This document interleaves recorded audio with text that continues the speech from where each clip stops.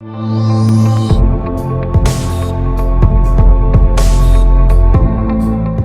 And welcome everybody. आप देख रहे हैं आपका फेवरेट शो जो बोन एंड जॉइंट्स अवेयरनेस पर आधारित है, जिसका नाम है reversing arthritis the scientific way. And as always मैं हूं आपकी होस्ट और आपकी दोस्त अंकिता भार्गव।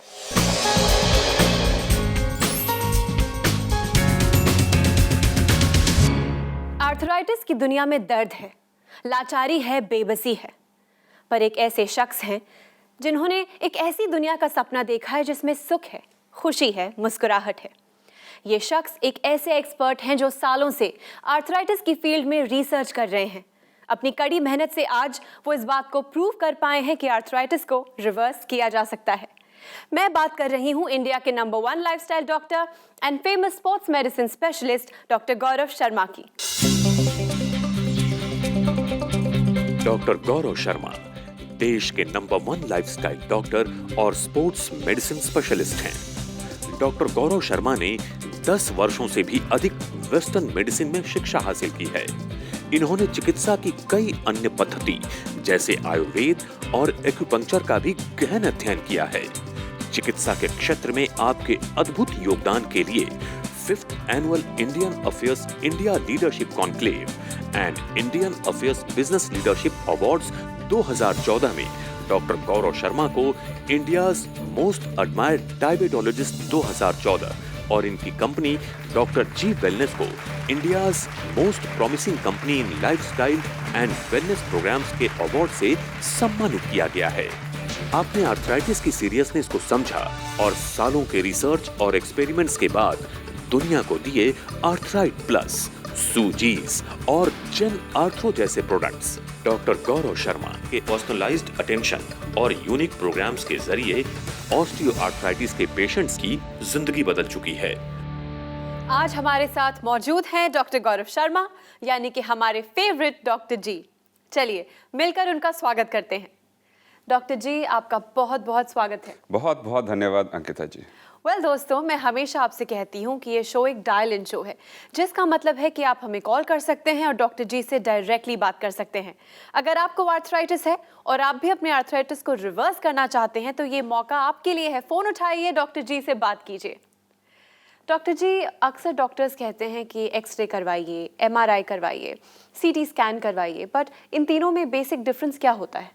अगर मोटा अगर आपको समझाएं तो सबसे पहले एक्सरे हुआ था, जिसके अंदर एक कुछ एक्स-रे नाम की रेज डाली जाती है और उसकी जो रिफ्लेक्शन है उस फिल्म पे आती है जी। तो काफ़ी पुराना, आई थिंक 100 साल से ज़्यादा हो गए इस मेथड को, लेकिन अभी भी घुटने के अंदर काफ़ी प्रैक्टिकल चीज़ है और हम सबको कहते हैं कि अगर आपको प्रॉब्लम है घुटने में तो एक्सरे ज़रूर करवाएं। और दूसरे इलाकों में खासकर स्पेसिफिकली स्पाइन के अंदर कोई ज़्यादा कंक्लूसिव नहीं होता, सिर्फ हम डिफॉर्मिटीज़ देख सकते हैं क्योंकि डिस्क हम विजुलाइज नहीं कर सकते एक्सरे में, सिर्फ हम हड्डियाँ देख सकते हैं, इसलिए उससे अंदाज़ा लगाया जा सकता है। और डिफॉर्मिटीज़ जो ऑस्टियोफाइट्स जो हैं जो वर्टिब्रास में, उसको देख सकते हैं।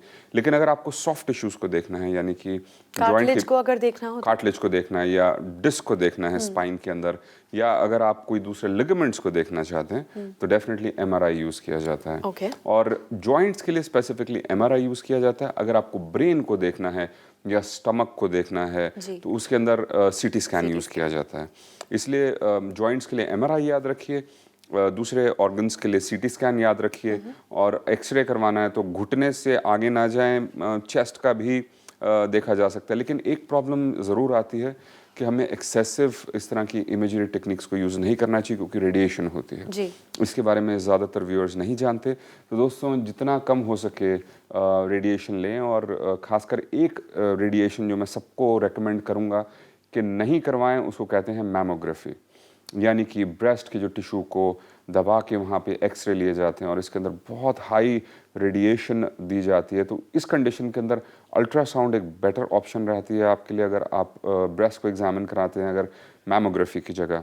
और एक हमारा अल्ट्रासाउंड एक बहुत अच्छी चीज़ है अगर आप जॉइंट्स को देखना चाहते हैं, वहाँ पे अगर लिगामेंट्स को देखना चाहते हैं तो अच्छे जो एक्सपीरियंस्ड रेडियोलॉजिस्ट होते हैं वो आपको बहुत अच्छी रिपोर्ट्स दे सकते हैं अल्ट्रासाउंड से। जॉइंट्स का भी अल्ट्रासाउंड हो सकता है? एब्सोल्युटली, जॉइंट्स का भी अल्ट्रासाउंड हो सकता है, और खासकर मस्कुलर जो इंजरीज होती हैं उसके अंदर अल्ट्रासाउंड बहुत अच्छा प्रैक्टिकल माना गया है। वेल डॉक्टर जी, हमारे एक व्यूअर हैं जो आपसे बात करने के लिए बेचैन हैं। लेट्स टेक द फोन जी कॉल। बिल्कुल।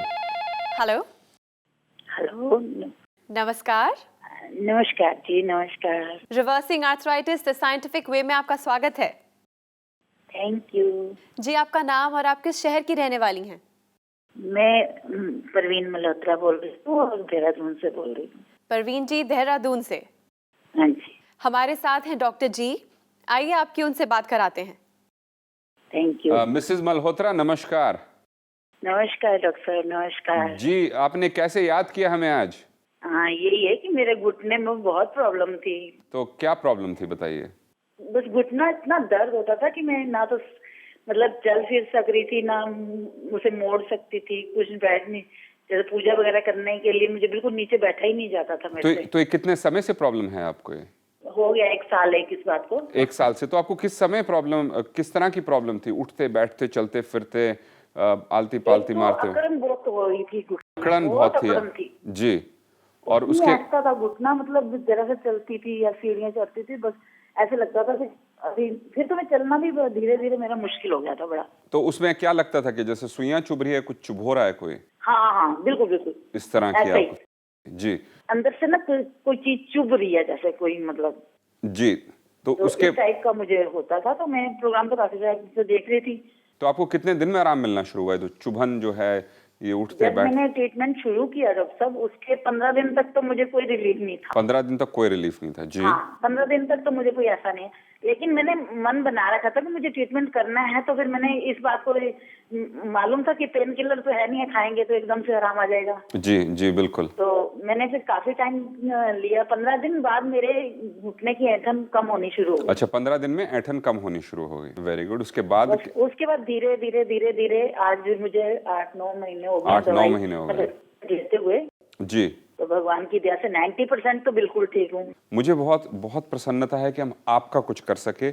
और आपने मुझे तो बहुत रिलीव है डॉक्टर साहब। मैं तो सच्ची बात है, मैंने कभी सोचा भी नहीं था इतना रिलीव होगा। सोचा भी नहीं था। चलिए, मैंने नहीं सोचा था कि इतनी जल्दी और इतना रिलीव मिलेगा मुझे। चलिए हम अब मैं कितना भी चलती हूँ, सब काम करती हूँ, सब कुछ करती हूँ, मैं बिल्कुल फिट हूँ। चलिए, बहुत बहुत बहुत बहुत धन्यवाद आपका। और दोस्तों एक बात पूछना चाहिए, साइकिल कौन सी लेनी चाहिए? साइकिल लेनी चाहिए आपको स्टेशनरी अपराइट, जो खड़े खड़े घूमती है। और अगर कोई कंफ्यूजन है तो हमारे फिजियोथेरेपिस्ट से बात कर लीजिए, आपको एग्जैक्टली पिक्चर भी भेज देंगे। उस तरह की साइकिल जाके स्पोर्ट्स स्टोर से खरीद लीजिए और उसको रोज चलाइए। और जब दर्द हो जाए या थक जाए तो उतर जाएं, उसके बाद फिर लौट के आएं, लेकिन दर्द के साथ साइकिलिंग नहीं करनी। जैसे ही दर्द शुरू हुआ उस टाइम पे उतर जाएंगे साइकिल से। और एक चीज़ और ध्यान रखिए कि सांस फूलना चाहिए साइकिल चलाते हुए, और थाई जो है आपकी टाइट होनी चाहिए। अगर थाई टाइट नहीं हो रही तो उसका कोई फ़ायदा नहीं है, और अगर सांस नहीं फूल रहा तो उसका कोई फ़ायदा नहीं, क्योंकि हम फैट बर्न भी करेंगे और मसल को भी स्ट्रांग करेंगे। तो याद रखिएगा इसके बारे में। हाँ जी, जरूर जरूर। ठीक है जी, आप ख्याल रखिए। आपके पूरे देहरादून शहर को हमारा नमस्कार। Thank you doctor. Thank you so much for calling us. Thank you. नमस्कार जी, नमस्कार। दोस्तों, जैसा कि मिसेस मल्होत्रा ने कहा, दर्द मत सहो, ट्रीटमेंट लो। अगर आपको भी आर्थराइटिस है और आप भी अपने आर्थराइटिस को रिवर्स करना चाहते हैं मिसेस मल्होत्रा की तरह, तो देर किस बात की, फ़ोन उठाइए और डॉक्टर जी से बात कीजिए। अगर आप ये एपिसोड दोबारा देखना चाहते हैं या इस पूरी सीरीज़ को दोबारा फॉलो करना चाहते हैं तो ऑनलाइन जाइए, किसी भी सर्च इंजन पर टाइप कीजिए डॉक्टर गौरव शर्मा या फिर डॉक्टर जी वेलनेस, और ये पूरी सीरीज़ आपके लिए अवेलेबल होगी। डॉक्टर जी, एक और आपके ऐसे पेशेंट हैं जिन्होंने आपकी कही हुई हर बात को आज्ञा समझकर उसका पालन किया और अपने रिजल्ट्स आपके साथ शेयर करना चाहते हैं। Let's have a look. जी बिल्कुल। मैं उमा भारद्वाज दिल्ली से हूँ। मेरी उम्र 58 ईयर्स ओल्ड है और मुझे 5-6 साल से घुटनों में बहुत प्रॉब्लम थी। हम थोड़ा भी खड़े होते थे तो हमारे घुटने अकड़ जाते थे। कई जगह से हमने दवाई वगैरह ली, लेकिन हमें कोई आराम नहीं आया। और ऐसे हमारे बाजू में भी हम कोई टेलीफोन कॉल सुनते थे या थोड़ी देर भी टेलीफोन करते थे तो हमारी बाजू भी अकड़ जाती थी। वो फिर एक्सरसाइज वगैरह करके थोड़ा ठीक होती थी। इस तरह एक दिन हमने अचानक डॉक्टर गौरव शर्मा जी का प्रोग्राम देखा, तो उनकी बताई हुई सप्लीमेंट हमने भी मंगवाई, तो उससे मुझे बहुत आराम मिला। मेरे अब घुटनों में भी थोड़ी अकड़न कम है, 60-70% मुझे आराम है, और बाजू भी मेरा एकदम थोड़ा अब ठीक है, कोई प्रॉब्लम नहीं मुझे है। और इसके लिए मैं डॉक्टर गौरव शर्मा को थैंक्स देना चाहती हूँ। डॉक्टर जी, वंडरफुल रिजल्ट्स, मतलब ये कमेंडेबल बात है। एब्सोल्युटली, उन्होंने हमारी बात पे विश्वास किया, लेकिन बहुत से लोग हैं जो अभी नहीं विश्वास कर रहे। इनकी कहानी सुनिए, देखिए, अगर आपको समझ में आता है तो करें, नहीं तो फिर ऑपरेशन तो हमेशा लास्ट ऑप्शन सबकी रहती है। Fantastic work, keep up the good work. Doctor ji, आप मुंबई इतना आते हैं, आपने मुंबई की सड़कों का हाल भी देखा है। अगर कहीं पॉट होल्स हैं तो बहुत सारे हैं, पॉट होल्स नहीं हैं तो सड़कें खुदी हुई हैं, गाड़ियाँ चलाने के रास्ते कम बचे हैं। पर्सनल एक्सपीरियंस से बात कर रही हूँ। मेरी आंट एक बार मेरे ही घर आ रही थी और वहाँ सड़क बहुत ख़राब थी। वो 5 मिनट का रास्ता उन्होंने ट्रैवल किया एक ऑटो रिक्शा में, और नेक्स्ट डे उनको स्लिप डिस्क हो गई थी, और डॉक्टर ने सिर्फ 1 हफ्ते के आराम के बारे में कहा था। तो स्लिप डिस्क के लिए सिर्फ रेस्ट करना इंपॉर्टेंट है या और भी कुछ करना चाहिए? जैसे कि हमारे कार्टिलेज के अंदर अगर घुटने जी का हम हेल्प ले सकें, तो आपको थोड़ा समझाना चाहूँगा कि जो कार्टिलेज जो दिख रहा है, ये हमारा इस तरह की डिस्क जो होती है वो थोड़ी मोटी होती है और आपकी वर्टिब्रास के बीच में होती है, यानी कि आपकी रीढ़ की हड्डियों के बीच में इस तरह की डिस्क होती हैं। और आपकी उन डिस्क का काम ये होता है कुशनिंग करना, यानी कि बेंड करने में हमें मूवमेंट देना। अगर ये इसके बीच में डिस्क नहीं होगी तो आपकी जो रीढ़ की हड्डी है बिल्कुल सीधी हो जाएगी, जैसे कि हम एंकिलोजिंग स्पॉन्डिलाइटिस के अंदर देखते हैं केसेस के अंदर। उन केसेस के अंदर आपकी प्रॉब्लम जो होती है वो अकड़ना शुरू हो जाती है बॉडी किसी भी पोजीशन में, तो कुब बन जाता है या बिल्कुल सीधे हो जाते हैं, कोई भी मूवमेंट बहुत दर्द करती है। इसी तरीके से आपकी जो डिस्क है वो हमें मूवमेंट देती है। जॉइंट जो होते हैं वो रेंज ऑफ मोशन देते हैं, लेकिन उनका काम नहीं होता भार उठाना, वजन उठाना। और जब हमारी मसल्स वीक होती हैं तो जॉइंट के ऊपर लोड आना शुरू होता है। इसलिए बैक की जो मसल्स होती हैं उनका काम होता है कि आपकी जो स्पाइन है उसको बैलेंस रखना, उसको स्ट्रेंथ देना। और जब आपकी मसल्स कमज़ोर होती हैं तो लोड आना शुरू हो जाता है ऑफ कोर्स आपके स्पाइन के ऊपर। तो जब कोई झटका लगता है ऑटो के अंदर, पॉटहोल्स, ये वो एटसेट्रा, तो उस टाइम पे जो मसल जो संभाल सकती है, मसल की वीकनेस की वजह से जॉइंट के ऊपर इफेक्ट आता है और उस टाइम पे वो डिस्क बाहर आ जाती है, फ्रंट साइड पे या बैक साइड पे। अगर वो डिस्क कट जाती है तो उसको स्लिप डिस्क कहते हैं, लेकिन अगर वो बाहर आती है और उसके अंदर जो फ्लूइड्स होते हैं वो इंटैक्ट होते हैं तो उसको डिस्क बल्ज कहा जाता है। तो दोनों कंडीशंस किसी नर्व के ऊपर प्रेशर भी डाल सकती हैं और उसकी वजह से दर्द भी हो सकता है। लेकिन स्लिप डिस्क के अंदर खासकर जब स्पाइन की लेंथ भी कम हो जाती है, उस कंडीशन के अंदर बहुत बहुत पेनफुल होता है और ज़्यादातर लोग सोचते हैं कि अब आगे ज़िंदगी ख़त्म हो गई। तो बड़ा सिंपल तरीका है, अगर आपको स्लिप डिस्क भी है तो अगर आप ट्रीटमेंट ले रहे हैं, जैसे कि आप अर्थराइट प्लस ले रहे हैं क्योंकि उसके अंदर भी इंप्रूवमेंट आती है, लेकिन उसके साथ साथ बैक की स्ट्रेंथनिंग एक्सरसाइजेस बहुत ज़रूरी हैं। अगर आप कुछ नहीं कर सकते तो कम से कम योगा की जो एक्सरसाइज हैं जिसके अंदर हम कोबरा पोज जिसको हम कहते हैं भुजंगासन कर सकते हैं, और which is very very helpful. उसके अलावा अगर आप स्ट्रेंथनिंग मसल्स की स्ट्रेंथनिंग की जो योगा की एक्सरसाइज हैं बैक की, सारी की जा सकती हैं और सारी आपके स्लिप डिस्क के अंदर आपकी हेल्प करेंगे। डॉक्टर जी, एक व्यूअर हैं जो आपसे बात करना चाहते हैं। Let's take the call. जी बिल्कुल। हेलो। हेलो, नमस्कार। नमस्कार जी। Reversing arthritis the scientific way में आपका स्वागत है। थैंक यू जी, आपका नाम और आप किस शहर से बात कर रही हैं? हाँ, मेरा नाम मीना ढींगरा है, मैं मेरठ से बोल रही हूँ। मीना ढींगरा जी हमारे साथ हैं डॉक्टर जी, आइए आपकी उनसे बात कराते हैं। हाँ, नमस्कार डॉक्टर साहब। मीना जी, कैसे याद किया आपने हमें आज? जी, मेरे को ये आर्थराइटिस है घुटनों में। घुटनों में आपके बहुत 5-6 साल से मेरे को बहुत दर्द था। अच्छा, 5-6 साल से दर्द था, तो जरा 5-6 साल से मैं थोड़ा विस्तार में थोड़ा हमें एक्सप्लेन कीजिए कि क्या परेशानी होती थी, डॉक्टर्स ने क्या कहा था, ऑपरेशन की नौबत आ गई थी? फिर पहले तो मैं पेन किलर ही खा लिया करती थी, खैर धीरे धीरे चढ़ जाती थी, मेरा ऊपर का ही मकान था जी। लेकिन फिर मैंने डॉक्टर को दिखाया और एक्सरे हुआ तो उन्होंने बोला तो तुम्हारे दोनों घुटनों में गैप आ चुका है। जी, गैप खत्म हो चुका है जी। हाँ, गैप आ चुका है, तो अभी जो है आपको ऑपरेशन होगा आपका दोनों घुटनों का। तो ये कितने समय पहले उन्होंने कहा था कि ऑपरेशन होगा? कम से कम डेढ़ साल हो गया। 1.5 साल हो गया, और फिर भी आप चलते फिरते रहे इस दर्द के साथ? हाँ, बस मैं पेन किलर कभी खा रही थी, जैसे उन्होंने मेरे को दवाई लिख के दी, कभी वो खा ली, लेकिन मैंने सोचा ये तो पेन किलर है, साइड इफेक्ट करेगी, कब तक खाऊंगी। जी। फिर मैंने आपका प्रोग्राम देखा टीवी में जी, तो 2-4 बार देखती रही, फिर उसके बाद मुझे लगा कि ये दवाई अच्छी है, इसको मंगा के देखते हैं जी। तब फिर मैंने आपका टीम से बात की जी, तो फिर मैंने मंगवाई दवाई। तो आप कितने समय से ट्रीटमेंट ले रही हैं? अब मेरे को 3.5 महीने हो गए हैं। 3.5 महीने हो गए, तो अब कितनी इम्प्रूवमेंट है आपकी 3.5 महीने में? मेरे को अभी 50 से 60% तो हो गया है। 50-60% काफी रिलीफ मिला है। हाँ, पेन में बहुत रिलीफ मिला है। आपकी प्रॉब्लम काफी लंबी पुरानी है, इसलिए लड़ना पड़ेगा और थोड़े समय के बाद और अच्छी इंप्रूवमेंट आएगी, लेकिन उसके लिए आपको साथ साथ पूरे प्रोग्राम को फॉलो करना पड़ेगा, जिसको हम कहते हैं वहाँ पर साइकिलिंग ज़रूर चलाएं, घुटने की एक्सरसाइज ज़रूर करें, और साथ साथ रेकमेंड करूंगा कि आप सूजी स्प्रे के बाद आइसिंग करें और उस पर क्रेप बैंडेज ज़रूर बांधें, इससे आपको सपोर्ट मिले। मैं वैसे डॉक्टर नी कैप तो पहन के रखती हूँ। नी कैप मत पहनिए, नी कैप से सपोर्ट नहीं मिलता, हमें कंप्रेशन करना है जो कि एक क्रेप बैंडेज से आएगा, जिसको हम गरम पट्टी कहते हैं। उसको जरूर बांधें और उसके बाद साइकिलिंग करें और घुटने की एक्सरसाइज करते रहें। कहूंगा 50-60% आपको आराम मिल गया 3.5 महीने में, तो ये किसी चमत्कार से कम नहीं है अगर मेरी बात माने तो।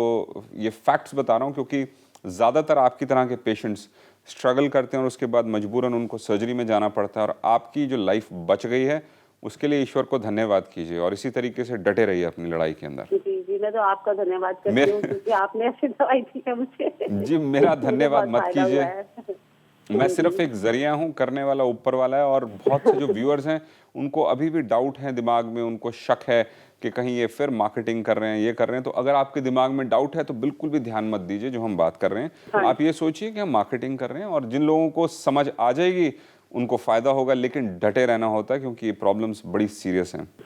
तो मीना जी, बहुत अच्छा लगा कि आपकी प्रोग्रेस काफ़ी अच्छी है 3.5 महीने के अंदर। हिम्मत मत हारिएगा, साइकिलिंग कीजिए, और ये प्रोसेस जो हमने बताया सूजीज का, आइसिंग का, क्रेप बैंडेज, और आपको एलिवेशन करने की जरूरत नहीं क्योंकि आपके घुटने में सूजन नहीं है, इसलिए आप सीधा साइकिलिंग पे जा सकते हैं और घुटने की एक्सरसाइज करते हैं दिन में 4 बार। और घर पे भी चलते समय एक छड़ी का इस्तेमाल करें या वॉकर का इस्तेमाल करें कि वहाँ पे रिपेयर हो सके। लंगड़ा के मत चलिए, जितना कम हो सके चलें। अगर दर्द होता है तो रुक जाएं और अपना जो सारा फोकस है वो साइकिलिंग की तरफ डालें। और अगर किचन में काम करते हैं तो एक ऊंची चेयर बनवा लें, उस पर बैठ के काम करें जब तक वहाँ पर रिपेयर नहीं हो जाता। आई होप ये हमारी रिकमेंडेशंस के ऊपर आप ध्यान देंगे।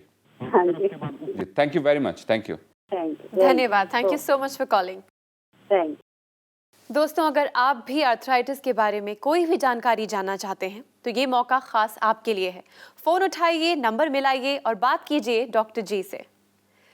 डॉक्टर जी, जनरली लोग रात को सोने के पहले हीलिंग के लिए हल्दी मिला के दूध पीते हैं, इज दैट नाइस? प्रिसाइसली, अगर जनरली एक एंटी इन्फ्लेमेटरी रिस्पॉन्स चाहते हैं तो हल्दी को दूध में मिलाएं, क्योंकि वो पानी में नहीं मिलती, क्योंकि इसके अंदर फैट सॉल्युबल फ्रैक्शंस ज़्यादा होते हैं। और उसको अगर लेंगे तो 1 चम्मच तक ले सकते हैं, लेकिन रेकमेंड करूँगा कि अगर आप फ्रेश ग्राइंड करें तो सबसे अच्छा रहता है। बाज़ार की हल्दी ना लें। हल्दी की जो गांठ आती है, जो रूट होती है, उसको अगर आप ग्राइंड कर लें, हफ्ते भर तक उसको यूज़ करें, उसके बाद फ्रेशली ग्राइंड करें तो वो ज़्यादा अच्छा फ़ायदा देती है। डॉक्टर जी, हमारे स्टूडियो में आने के लिए, अपना कीमती समय हमें देकर हमसे ढेर सारी बातें करने के लिए बहुत बहुत शुक्रिया। और आपके इतने अच्छे क्वेश्चंस जो कि व्यूअर्स के जो दिमाग में आते हैं पूछने के लिए बहुत बहुत धन्यवाद। It's always my pleasure. दोस्तों, अगर आप भी डॉक्टर जी से रूबरू होना चाहते हैं, उनसे बात करना चाहते हैं, उनसे कुछ पूछना चाहते हैं, तो मौका आपके पास अब भी है। सिर्फ ये एपिसोड यहाँ ख़त्म होता है, पर हमारी बातों का सिलसिला हमेशा जारी रह सकता है। डॉक्टर जी और उनकी पूरी की पूरी टीम आपके लिए हमेशा तत्पर है। आप हमें लिख सकते हैं, मेल कर सकते हैं, कॉल कर सकते हैं। हमारे कॉन्टैक्ट डिटेल्स हैं। आप हमें संपर्क कर सकते हैं इस नंबर पर 011 6678 6678।